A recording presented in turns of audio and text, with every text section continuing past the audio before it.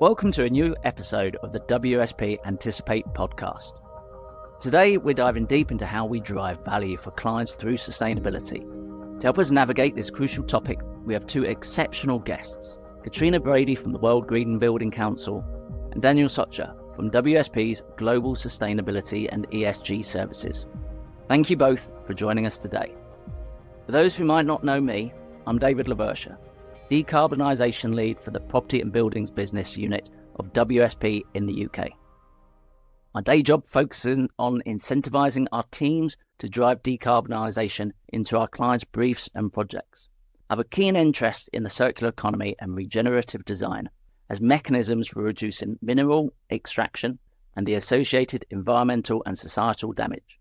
I first encountered Catriona several years ago in London, where she hosted the World Green Building Council's annual gathering. Catriona was a force of nature on stage, challenging behaviours and processes throughout the two-day conference.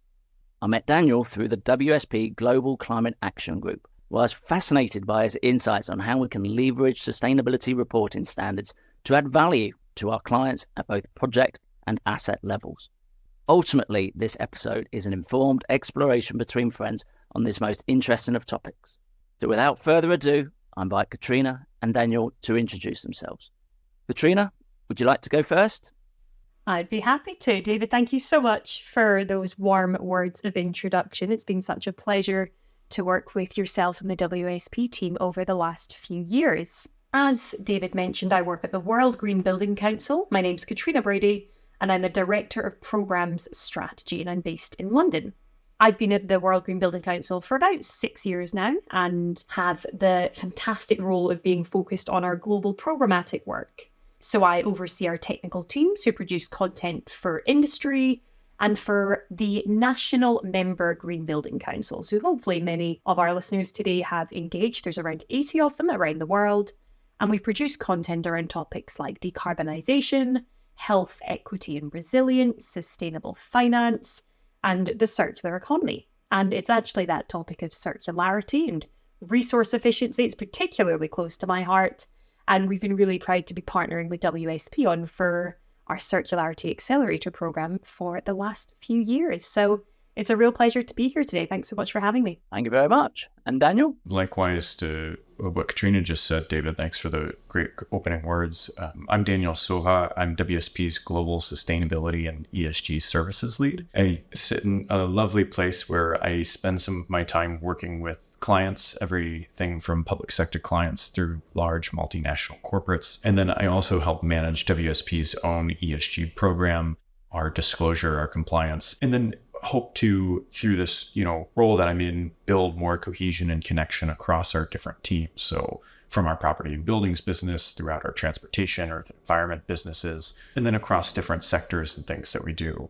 And a lot of the work that I do focuses on, from the top down, how do financial markets and regulations around the world create more drivers for sustainability and ESG actions? And how does that impact our clients? And how are our clients preparing for some of those big top-down things that then translate or kind of build out into, a master plan or whatever kind of work that WSP might be doing for them?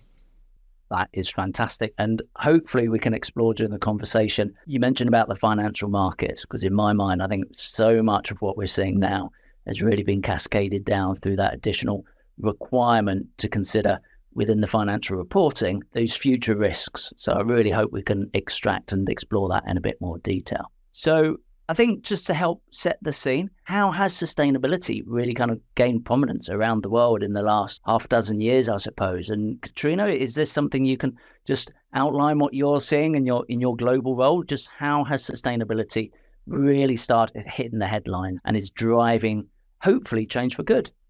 Absolutely. I can give it a go. And I mean, in terms of how sustainability is hitting the headlines, I just saw this morning that May 2024, so last month from when we're speaking, was again one of the hottest months on record. So in terms of how this topic is hitting the headlines, I'm sure we're all aware of the fact that sustainability and climate change is becoming even more of a pressing topic for all of us in terms of the urgency every day. But on a happier note, I think it's a really good time for us to be able to talk about how the profile of this work has grown, particularly actually, I think, within the real estate, buildings and infrastructure sectors. It's actually a very advanced sector in terms of sustainability.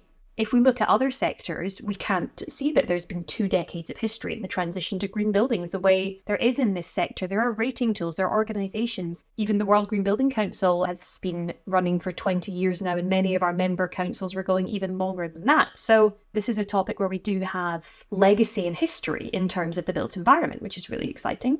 In terms of a few notable things that are happening now, one of the reasons it's so nice to talk about this at the moment is that I feel like we're coming, or not I feel, we are, as a sector, coming towards sustainability with a much more holistic approach to sustainability. And I think that's evident even just hearing in all of our introductions. We're all listing off loads of different topics that fit under the bucket and umbrella of sustainability. And for the engineers in WSP, for all of your clients, it's so exciting that the conversation's no longer just focused around operational carbon. We're not just talking about energy efficiency. We're not just talking about building fabric and things like that. We're now talking about circular economy, planetary boundaries, human rights of the people in the supply chain, the just transition. And I think that broadening of the topic has helped to break down the barriers of the environmental movement and the sustainability movement, if that makes sense. They sound one and the same, like the same thing, but we need to make sure, I always feel that we're not creating conflict within the world of people who are trying to make the world a better place by saying, look, you need to pick between people or planet. No, we're saying a sustainable built environment incorporates all of these different areas, and we can definitely go into that a bit more. I really think that's fascinating because I really truly believe there's an opportunity here. When we think about decarbonisation and when we think about what our doctors are actually telling us we should be doing to have a healthier lifestyle, many of those things are actually quite nicely aligned. So, it is about maybe eating less meat. It is about more active travel. So then we're breaking that sedentary lifestyle. So again, public transport, getting out of our cars, we're reducing air pollution. All these topics are so intrinsically linked together that absolutely we shouldn't be looking at anything in isolation anymore, whether it's a building, how does a building sit in its surroundings? The impact of a building should go beyond just that kind of red line boundary. So I think that is absolutely fascinating what you were saying there. Oh, thanks. And I think it's, for me personally, a lot of my family are medics, a lot of them are doctors, and I like to say, well, I work in medicine too, but for planetary health, not for human health necessarily. Although you could say they're one and the same, couldn't you? But I think in the same way that we would talk about prevention is better than cure for diseases or for any other kind of communicable health or incommunicable health issues, it's exactly the same with planetary health. We need to not get to a point where we have broken all 9 planetary boundaries and bring them back. We need to be tackling these issues as soon as possible before we get there, which is obviously a very difficult ask, but it's equally fantastic that the topic is we're now seeing these wins in terms of policy, regulatory development and sustainable finance progress. And to name a couple of them, I'm sure many people will have remembered in some of the UN climate summits that happen at the back end of every year, kind of November, December each year. At COP28 last year in Dubai, there was the release of the buildings breakthrough, which was a huge breakthrough for this sector. That was the first time we had 28 countries coming together, committing that they're going to work towards near zero and resilient buildings by 2030. That's a huge political breakthrough. And we're also seeing things like the update to the EPBD, the Energy Performance of Buildings Directive, voted by the European Parliament back in March, which is helping to bring in things like minimum energy performance standards and a commitment to phasing out fossil fuels and whole life carbon reporting and all of these other exciting things. And then I think the other very pertinent topic that Daniel, I'm sure, will take us through in much more detail, but this massive increase in industry engagement that we're seeing due to ESG. And there's obviously a huge amount of movement there in the built environment sector because there's so many voluntary frameworks, there's drive from policy and regulation. And we're now seeing huge proportions of assets undertaking ESG assessments, rating tools, and that's just increasing this momentum towards not just sustainable finance for real estate, but sustainable impact investing, corporate reporting, and a move towards sustainability across the board. So I think there's a lot to celebrate, but just obviously a lot more to do. Absolutely agree. And talking about the medics, I know in the UK, they suggest that, or the medical profession has stated, I think it's 30 to 40,000 people a year die from poor air quality. and another 100,000 die due to a sedentary lifestyle and the diseases that follow. So again, if we can design our buildings and our infrastructure and our master plans to respond to some of that, that is so much adding value to other areas, so then we can have healthier lifestyles as part of that whole broader mix. So absolutely, Daniel, when it comes to ESG, that's a term that I'm sure lots of our listeners would have heard in the past. What is ESG?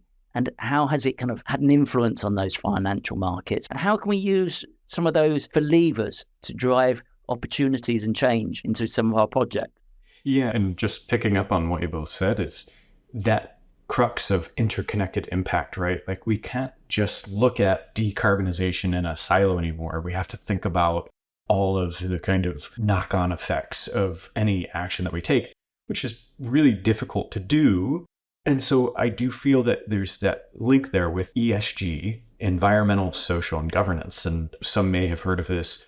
Really, it's a lens through which financial markets evaluate environmental, social, and governance risk. And so over time, if you go back in time and you look at, the 80s or even before that, and you think about how some of the extractive and chemicals companies got a lot of backlash for the impacts that they were having on the environment, that brought an awareness to investors that the way that they understood the risk profiles of these companies or these projects that they were investing in was incomplete, because it didn't fully account for the environmental and social factors. And so since that time, ESG, as you mentioned, Catriona, there's so many different frameworks out there that try to kind of capture what ESG is, but really in its broadest sense is a lens through which you can categorize different impacts, risks, and opportunities of a company, of a project, of an asset based on what is most material, to then understand, if you're making an investment decision, what do you really need to be thinking about beyond just the financials? And so over time that's played out, and we're at a really interesting moment today. And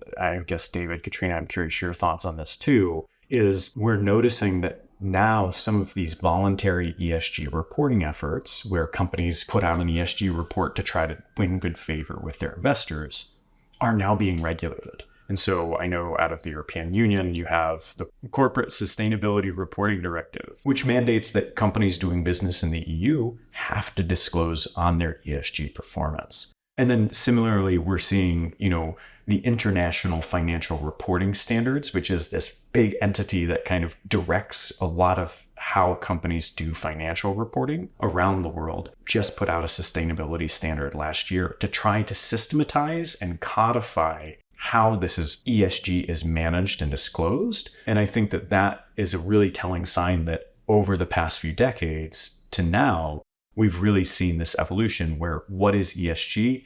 It is a way that, as you said at the top, David, the financial markets are setting down the line ESG expectations for companies or projects, public sector entities, whatever it might be. So that's a little bit kind of a snapshot of what is ESG and how it's kind of all tangled together with then asset level and decarbonization, sustainability work. That is fantastic. Because in a way, money's always talked, doesn't it? We've always got to try to find historically, I suppose, we've got to look at the financial returns on a project. And that was all that a lot of clients were really reporting on. Whereas from what you've said there, Daniel, it sounds like the whole requirement for ESG reporting is now elevating other topics into that level that needs to be accurately reported on and evidenced. So then people would say, actually, we're trying to do good in all of those different sectors, E, the S, and the G, and responding to all 17 UN SDGs. So then we are now having to be focused on the social aspects of our development and our project, or how are we really driving sustainability? And does that leave a good legacy for our clients? And so I suppose ultimately, clients and their commitments, what do you believe our clients are really looking for these days from their partners and their consultants? Daniel or Catriona, happy for either of you to jump in. What is it that our clients now value when they're seeking advice? I'm really glad you kind of reemerged this idea of the social concepts, because I think for a long time, environmental took the front seat and center stage because environmental factors are easier to quantify. Maybe that's an oversimplification, but under the ESG umbrella, I think that from a financial market perspective, It's much easier to have clear-cut decision-making criteria around a company's carbon emissions or resilience efforts than it is around social. But that's now evolving because I think that social is gaining prominence, and investors and financial markets are looking for more sophisticated ways to measure that and then setting those expectations onto our clients. So David, to get to your question, is what are they looking for in a partner? I think ultimately in the ESG and sustainability space, they're looking for a partner that is helping them look ahead, helping them manage ESG and sustainability efficiently. That can be really difficult for some of our clients where they say, this world is really confusing. Can you help me break this down into something simple that I can digest? Yeah, I don't know, Catriona, if you have anything to add on that. Thank you, particularly for bringing up the topic of social, which is not really something I expected we would get into in this podcast, but I totally agree. And it's a reflection that we have as well. And we've heard from our member green building councils around the international network that the E part of ESG is gaining industry traction and momentum, and the S is being left behind. And one of the areas of thought leadership that World GBC released at the end of last year, which I'd love to leave you all with just as an interesting bit of food for thought, really, in the way that we have scopes, in the way that we think about from the Global Greenhouse Gas Protocol around carbon emissions being broken up into scope 1, 2, and 3, which is terminology that I think a lot of our listeners might be familiar with. Why are we not doing the same for social? Why don't we have these agreed frameworks and boundaries and guidelines around the expectation and the quality requirements we should have around reporting for social sustainability in the built environment as well as environmental? And this framework that we built last year is really about mirroring the Greenhouse Gas Protocol, but for social, and taking this language of scope 1, 2, and 3 and saying, okay, well, let's make that relevant to people and planet as well. So scope 1 would be looking at your individual asset, would be looking at things like health and comfort within the building, health and well-being for the occupier, the energy and utility bills for the occupier, their physical climate risk to the individual building. Then scope 2 would be your community, and that would bring in wider things like systematic resilience and adaptation. And scope 3 would be your full supply chain, bringing in things like the human rights of workers, construction workers, mental and physical health and well-being. And then we also threw in a scope 0 just to add a little bit of interest, which was all about organizational considerations. And that would be things like your ESG reporting as well. So that's definitely something that I'd encourage people to have a wee look at if they're interested in the S of ESG a bit more. It's called our social impact in the built environment framework. But I'm going to slightly contradict myself here, because then now I'm going to say, in answer to your question, David, that I think one of the challenges is that there are a lot of frameworks. There's a lot of different tools, of certifications, of standards that are coming out both from government level, whether it's NDCs, nationally determined contributions, that are coming from our national level governments. That's often not the same as the city level regulation, which tends to move a bit faster. Cities can be a wee bit more proactive in terms of climate and sustainability action. And then when it comes to clients individually and the sustainable finance movement, we know there's a huge amount of voluntary and non-voluntary frameworks for them to be looking at. So we're really hearing that there's a call for alignment. We're hearing it loud and clear from investors and bankers. They need metrics and guidance of how to deploy capital. But I think it's something that we're seeing across the industry, and that we know a lot of our green building councils are really starting to bind together to try and solve this problem and bring a little bit more alignment and guidance for the sector in terms of how they can be reporting and working towards these centralised standards. And I find that really fascinating, actually, because I think that's just, in a way, I view that as a positive thing, that there has been this plethora of ideas and different approaches. And hopefully what's happening, whilst it's a little bit bewildering, it is also meaning that there's a lot of different ideas and approaches that are being stress tested. And, I'm really hopeful that the best ones will be the ones that get elevated to the front. They're the ones that are adopted by more people. And it means that we've had all those different options that have been reviewed and stress tested. And then will hopefully end up with the best process to go forward. And just think of the UK Green Building Standard, or Net Zero Carbon Building Standard that's been developed at the moment. That's pulled together about a dozen different organisations who had put out their own guidance and advice, all of which had helped create a discussion and a debate, but were slightly contradictory. And they've all come together now and say, right, we just want one piece of guidance. And when that guidance is released later on this year, they will hopefully take down off their own websites the previous historic guidance that they gave. And we're going to hopefully get the best of all that knowledge and all of that advice into one document. So I completely agree. It is a bit bewildering, but it's just part of that evolution as we stress test different ideas. Absolutely. Survival of the fittest in terms of rating tools, standards and everything else. Absolutely. And just picking up your point there, Catriona, as well, with regards to health and well-being, I can always remember an analogy from when I was at university of the 1, 10, 100 and 1,000. And what that looked at was design fees are kind of the 1. The build cost of the building would be 10. The operational energy to heat, light, vent a building would be 100. But the human cost, the salaries of people working in it would be 1,000. And for so long, we focused on the 1 and the 10. And it's only more in kind of more recent years that clients have really started taking an interest in the cost, the financial cost associated with the 100. And so that transition towards design for performance rather than notional buildings. Because if we can make a 5% difference on the 100, that far outweighs the design fees. But we're still missing the target, because actually, if we can focus on the health and well-being of our occupants and look at how can we make them more productive and healthier within those buildings, that's a massive hit on the 1,000. So when it comes to articulating value, absolutely, we need to be looking at the occupants. And I think there's a really bizarre twist here, because a lot of end user clients, they can intuitively know this, the clients that drive the buildings further and faster, because they want those buildings to be really good for their clients and their occupants and their users. Whereas sometimes speculative offices might drop that because that might have a little bit of a cost premium, but the benefits so outweigh it.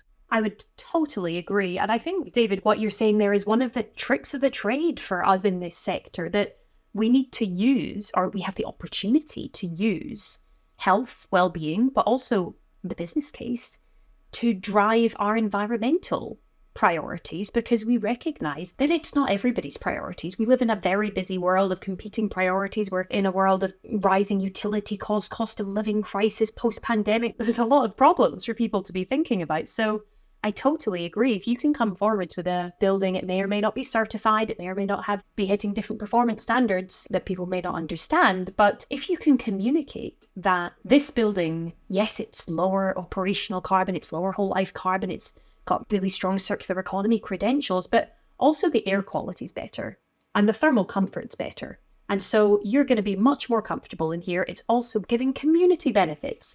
It's much more resilient to climate change. And then on top of that, if you can quantify that in terms of the financials of the fact that, yes, because you have a better insulated building with better fabric and better windows and better airtightness, that leads to lower energy use and reduced overheads. And then in terms of a resilience perspective, that also manifests into a lower risk of stranded assets. So it's a better investment. It's possibly going to be more likely to be well received by your customers, your clients, and potentially even from a recruitment perspective. Better value properties. The list really goes on. And this is something we've done work with you guys on in the past on our Beyond the Business Case report we released at COP26. But I'll hand over to Daniel, because I'm sure he'll have a lot more to say in this space. Spot on to what you both just said. And 1, 10, 100, 1,000, it makes me think about the timeline of things. And to be able to understand value out to that 1,000, I think it is necessary to consider long-term investment and thinking. And I think we see that same thing playing out in then the capital markets, the investors that are using ESG and sustainability, where they're thinking about ESG and sustainability not just through what are the short-term returns for my private equity firm or my shareholders, but rather what is the long-term value of this investment? And that becomes all the more clear as we think about the pending tragedies of climate change and how that will have impacts across the economy and society. So just love this conversation. It just makes me think a lot about how we, as advisors to so many different organizations and entities, need to really understand where an organization or property developer might sit within all of this and help them navigate through that confusion, because there are so many different standards, so many different pressures and commitments. And so us working together, I think, makes sense. End up thinking more about what are those common ties, what are the common frameworks we can build, and to, like you said, David, flesh out the tried and true methods for driving more positive ESG impacts in the world. So love the points that you both just made.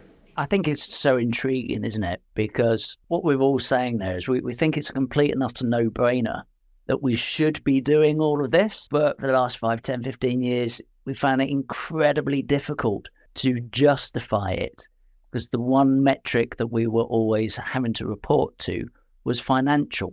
And even now, a lot of maybe corporate strategies or project briefs that we receive will say, oh, yes, we should be driving ESG credentials, but only if they're kind of financially viable. And I suppose my thought from the conversation we're having here is it really is, the emphasis is now changing, is how do we make sure that we can value all those other benefits? How do we get the evidence? How do we look at the research that defines that those other benefits bring real value? So then it tips the decision-making towards us being able to deliver all of those benefits that we've talked about, air quality, biodiversity, et cetera, And, I suppose that is the challenge. And I'd be really interested to hear of additional research that people are seeing out there in the world to respond to that. Because if you're both silent, maybe that's something that we need to be looking at in the next World Green Building Council report, Catriona. Absolutely. Well, I think, David, what you've pointed out is actually, it's the holy grail. It's the million-dollar question. And if we had this one easy communicatable benefit of green buildings, we wouldn't be having this conversation, would we? Because every building would have been retrofitted or newly constructed to super high standards now. But I think really the challenge is that there's no one-size-fits-all strategy that's going to benefit all buildings and provide the same universal benefits, which I guess is glaringly obvious because not all buildings are exactly the same. Not all places are exactly the same. But that is one of the reasons why it's such an uphill battle for us to transform our built environment and for us to have a really coherent narrative about why we need to be doing this. I really agree that it's all about creating a narrative where we can demonstrate and create benefits for the occupier, for the designer, investor, whoever you might be within the supply chain. And obviously, again, that benefit and also the risks to be aware of are different for where an individual will be sitting in the value chain. But I mean, we've talked already about the benefits to people around the health and well-being. There's the equity angle, which is, I think, increasingly rising up into industry prominence. I think there's going to be increasing scrutiny on equity in the supply chain and things like human rights, modern slavery in forthcoming years. I think it's not going to be acceptable in a few years' time for an organization to just not know if there's modern slavery in their supply chain. So I do think that's a trend that we can expect to see rising a wee bit more. There's also, of course, the very prominent issue of our climate is changing. We are facing climate impacts. Resilience is something we all need to be tackling, and also adaptation. And I think in terms of the new idea that you mentioned, David, this is really not a new idea at all, but a way I really love to think about creating this business case and quantifying it is using the metric of natural capital, which, as people would expect from the terminology, is just essentially quantifying the benefits in a financial way that nature offers to us free of charge. And I think a statistic that I always like to quote in these kind of conversations is that in the state of California, if you were to quantify the value of the cooling, the air quality benefits, the flood prevention benefits provided by all the street trees that they've put in, that would provide, I think it's something like $1 million worth of services, of ecosystem services. And in total, natural capital is estimated to be worth twice global GDP. So if we actually can slightly flip it and think that actually what are our sustainability measures, particularly our nature-based solutions, actually doing for us, that's when I think we can try and see it as an opportunity to gain value rather than something that we need to be taxed on in order to meet reporting requirements or stakeholder responsibilities or whatever it might be. So it's a narrative shift, and it's not easy to do in this world of very competing priorities. But I really like the angle of natural capital in terms of reminding people the very, very strong co-benefits, which are financial as well as environmental and social. I think that's so interesting. And, like that stark statistic of natural capital being estimated to possibly be twice global GDP, right? It's just so telling. And shifting the thinking from here's the penalty to rather here's the total value or total cost. Like Catriona, I think that that's so important. And helping our clients then understand what that means. What does that shift in thinking mean? And also then I love that point you made about no one size fits all for buildings. And I think it's the same for like at an organizational level view of ESG. It's the same thing. It's like no organization or company or public entity has the exact same context through which they are measuring and managing impacts, risks, and opportunities. And so in doing that, like identifying what is most important, understanding what are the regulatory requirements, what are the expectations, and how can we leverage all of the different pieces and parts. Sometimes it's, an expectation from an investor, sometimes it's a regulation, to help clients make business cases within their own organizational context to then be able to talk with their stakeholders. So a lot of times when I think about our roles as advisors to these clients that are going out and building the more sustainable and equitable structures of our world, I think about us as, I don't know if this is a common saying everywhere across our listener groups, but like phoning a friend. We're the people that our clients can call to provide advice and help them think through the best kind of ways to communicate with their stakeholders about these complexities and find the right statistics, the right pieces of evidence that can make that case and help them tell the stories effectively. I think what we're really saying here, we believe a lot of these items are complete no-brainers. Driving it in, we believe there's value. So how can we kind of supercharge this? How can we drive this further and faster? Because we know that basically on every metric there is, that we're currently kind of behind the curve when it comes to the carbon crisis that is driving so many of these other issues. I can kick us off here, and I've got an easy answer and a hard answer. But let's start with the difficult one first. And the difficult one is, of course, policy. Regulation. We need to see action from the private sector, and we need to see action from regulators going hand in hand. And I think in order to set the scene for regulatory change at the pace we want it, we need the private sector to be leading. We need to be able to show our governments that actually this change isn't that radical because people are already doing it. That puts, I think, a real onus on organisations that we work with. We have a responsibility to set the precedent for future change. And as we're talking right now, only, as I mentioned or referenced earlier, countries put forward what they're called nationally determined contributions each year when they meet at the UN Climate Summit, which is essentially saying, this is how much of the pie I'm going to contribute to reducing in my country. And we all know how those conversations go. And there's only 53 countries that actually are calling out energy efficiency. And only, I think, around 40 are calling out energy codes. So there's not enough happening at a policy level. And that's something we all have to really advocate and lobby for. But in terms of the easy bit and the strategies that I think we can be talking about on a day-to-day, I feel like we're all very guilty at overlooking the simple things that we can do, particularly when it comes to people's homes. We really forget, I think, to tell people that a lot of this action can start at home, that insulating and retrofitting your home,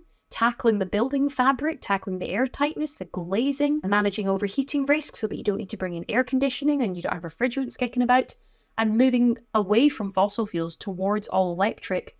These are relatively simple things that everybody can do. And I know there's an upfront financial cost, but there's also a payback on all of those in terms of finances and health. And there's so much attention on electric cars and PV and heat pumps and everything else. And that's fantastic. They're, of course, all part of the solution. But the areas with the greatest co-benefits and so much opportunity for action, really in the homes, in the residential space, I think is something that we really need to incentivize and communicate, because action on retrofit has to start with the occupier. There's no way that the government can knock on everybody's door and say, hi, I'm going to retrofit your home for you. So we do need to incentivize people accordingly to get on with these simple areas that actually could make a really huge difference. Absolutely agreed. And I think what you were saying there about the private sector leading to make it easy for government is absolutely key, because so many of those interventions we've seen in other areas like smoking bans or seat belts or drink driving, you got to a place where society had almost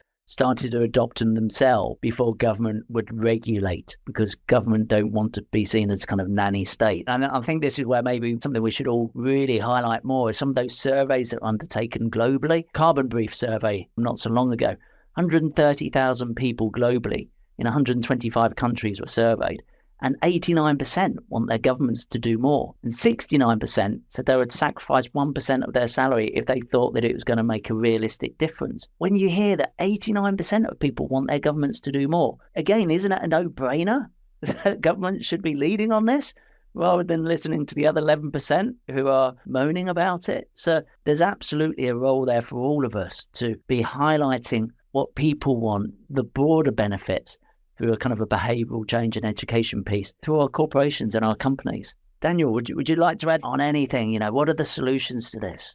Yeah, I mean, what you both just said is so spot on, and agree that the policy and having that kind of cohesive regulatory change is so critical and also difficult, because then when you think about comparability across jurisdictions and across the globe, I feel like there's more challenges in crafting policies around the globe than it is to have, sector standards that privates and corporations can follow. Because so many corporations are multinational and, so many of these developers are thinking about things on a global scale, not just a regional. So I think another piece of the challenge for supercharging is really coming up with better tools to scale up and down from the local to the global, and having better solutions for those things to talk to each other. And I think the other thing within the policy piece is that helping our clients understand what is the spirit of the regulation or the policies that are coming out and what does it mean? Because I think sometimes,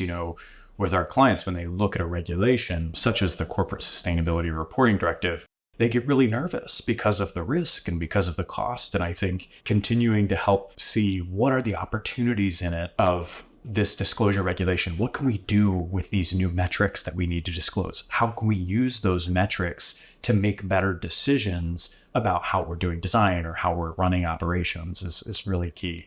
And as we approach the end of this wonderful podcast, for me, I think that would be my biggest takeaway. Really is that ability to define value to our clients. Look at those transitional risks of change in regulation, change in social attitudes, as well as the physical risks associated with the climate. And look at the future direction of travel. We can start really embedding that into the financial appraisals, but also making sure that our clients are future ready, that their buildings will adapt to those future trends of society. We've seen after the pandemic that in a way there's a flight to quality because people are wanting higher quality offices to incentivize their staff to come back into them and to create that social network in the office space. Organizations like ourselves, we are looking at lower energy and higher energy efficiency buildings to be moving into. So it's that change in direction. So for me, it really is finding those levers of how to define value in other ways rather than just the financial metric that we've looked at before. And I'd invite both of you to, what is your one big takeaway from this session and lesson to others? Thanks, David. And I think I would absolutely echo what Daniel just said and what you just summarised there. And I think my big takeaway from this conversation and a message I love to leave with people is that there isn't a choice. We aren't choosing between ESG and other priorities. And it's our responsibility in the sector to make that clear, that what's good for environmental action is also good for people and it's good for nature. And increasingly, it's aligning to forthcoming regulation change. It's future-proofing, as you were saying, David, and bringing in really tangible risk mitigation benefits like the risk of stranded assets. So I think as we've talked about this holistic approach to sustainability, that's how we've got to treat ESG. It's not a bolt-on the side. It's something that, yes, you might be being forced to do it because of your shareholders or clients or regulation, whatever it is, but it's not a choice between that and other priorities. It's a holistic benefit that hopefully people will see in all areas, including their bottom line. Echoing both those, it's hard to pick a takeaway from this conversation. David, Catriona, it's been great. But if I had to, I would say, collaboration and holistic thinking are really, I think, two of these huge trends in the way that we do sustainability. How do we collaborate with all of our value chain partners and not just think about sustainability as a narrow financial ROI, but rather a broader look at value and how value spreads out from end users all the way to the investors on the front end.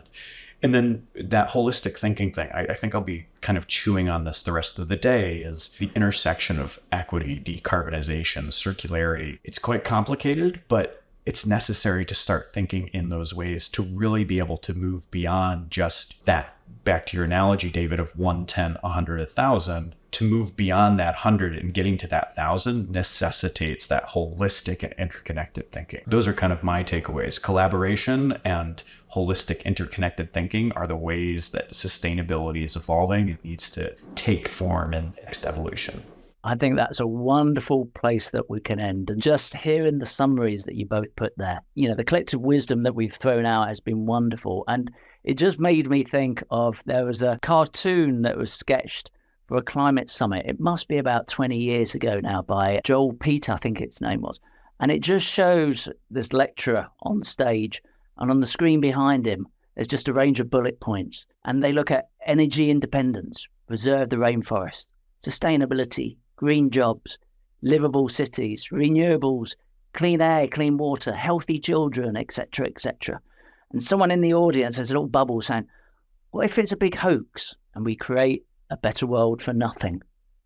And I think possibly since that cartoon was drawn, it's really kind of helped spark the ESG kind of direction of travel, our appreciation of broader sustainability. And, I really hope that we've captured all of those pertinent topics.